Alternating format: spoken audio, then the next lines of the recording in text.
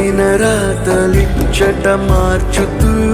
మార్చుతుంటే నేలపైన వింతలన్నీ నింగి కన్నుతో చూడరా ఈశ్వరా పరమేశ్వరా చూడరా ఎటు చూడరా